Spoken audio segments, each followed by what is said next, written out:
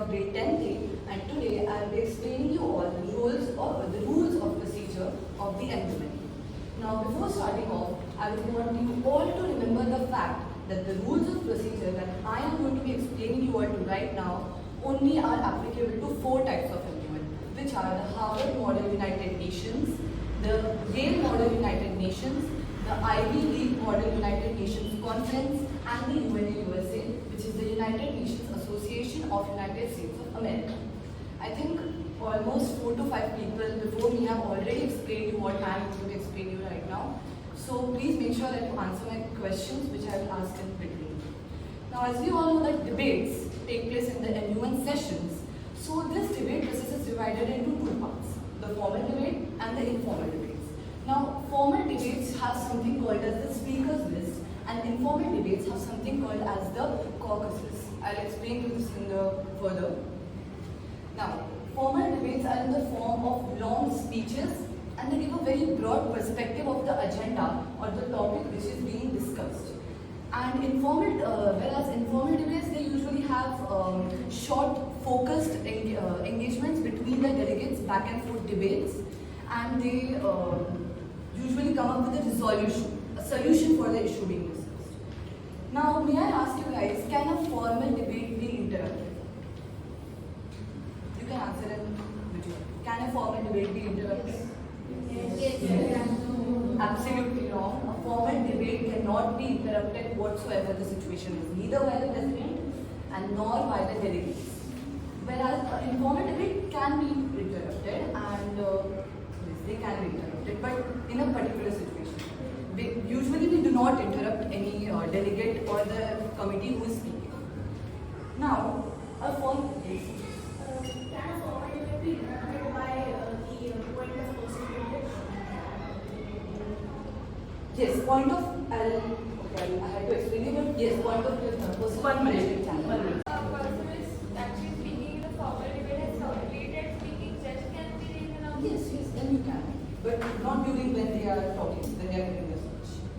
And now, in the formal debate involves 2 sides. One supporting the resolution and one opposing it. Formal debates are usually judged to declare a winning side, whereas in informal debates, this type of informal debates are used when the committee has to come up with a solution for an issue or for a problem. Now we'll come on to what a speaker's list is. Be confident between both formal and informal debates Yes, it depends upon the executive committee and it depends upon the topic which has to be discussed in that particular MUN session.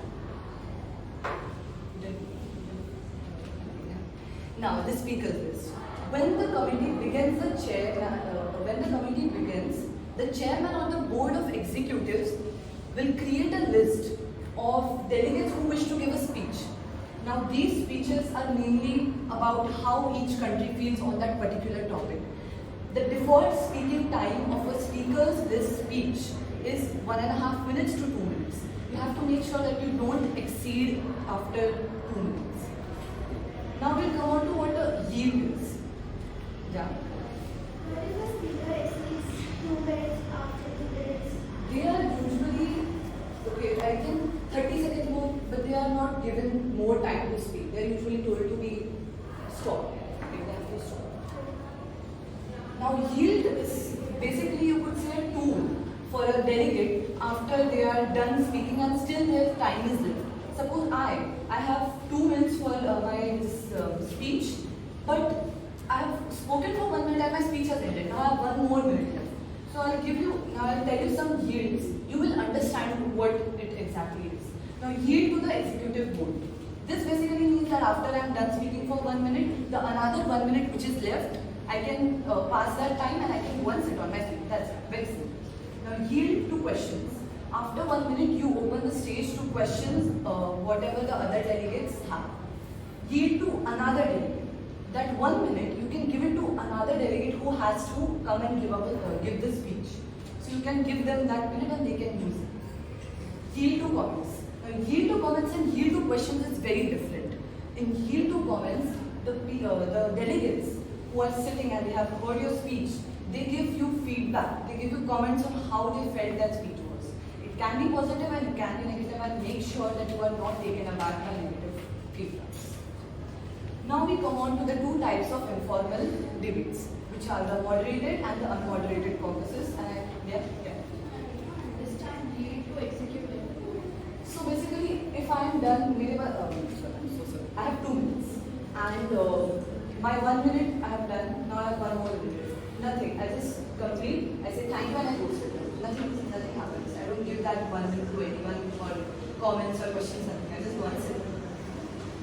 Now I think everyone has explained this to you, so I'll only tell you just also only and only be said when you are very confident about the topic that you are explaining. Because if you are not confident about the topic, then the other delegates will feel like you have come unprepared. Now, moderated caucus, it is usually table round discussions among the delegates. You raise your placard in that, and there is the president of the committee, and they give you a chance to speak, and you let others know your intentions, you let others know your thoughts on that particular topic.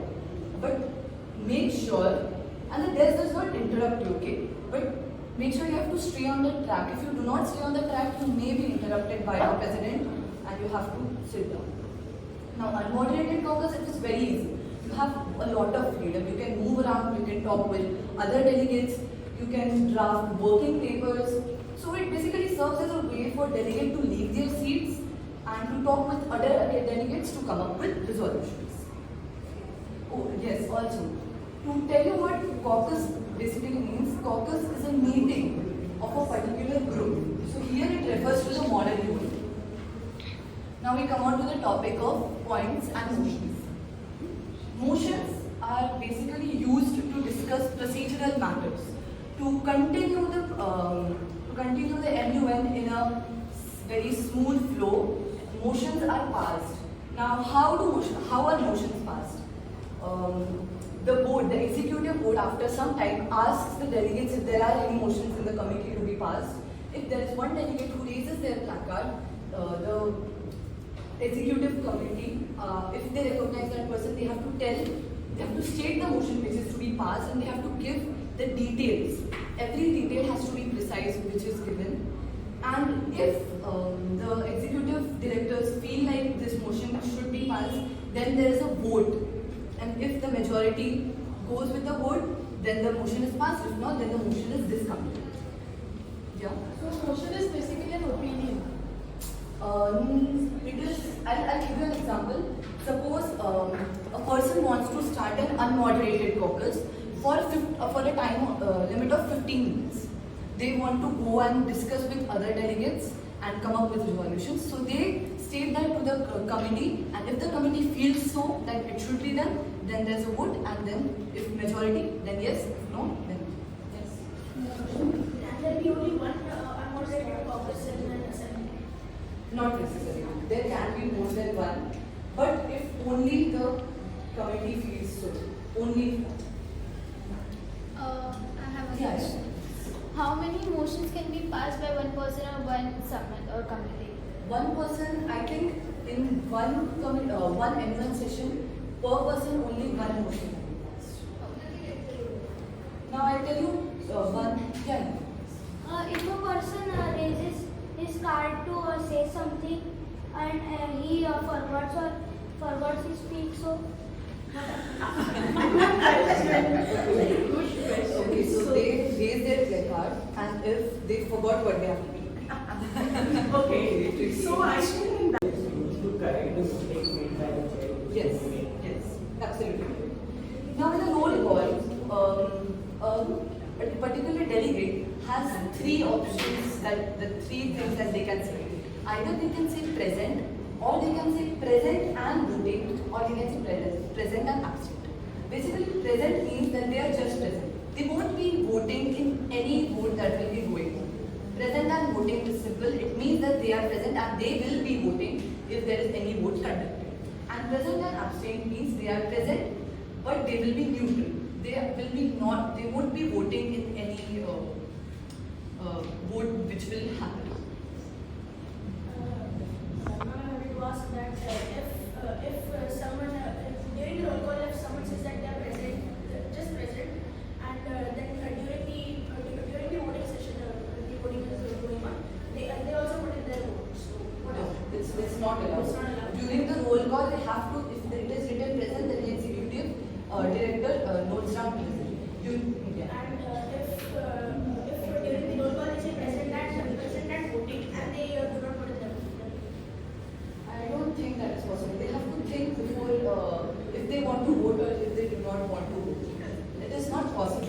If they have said present and voting, then they have to vote. Any other questions? Yes. What is the difference between omnipresent and present and absent? Okay, so present basically means that you won't be having any interest in the vote going on. But present and absent means you are at least hearing both the sides and you will give your thoughts on it, but you are very neutral. You are very neutral with what the vote will happen. So basically it depends on the outcome. If present and voting, so if people are present and voting, there are two, opposing and with. So a person who is present and absent, if the final resolution goes with, then they have no problem. If it goes with opposite, they have no problem.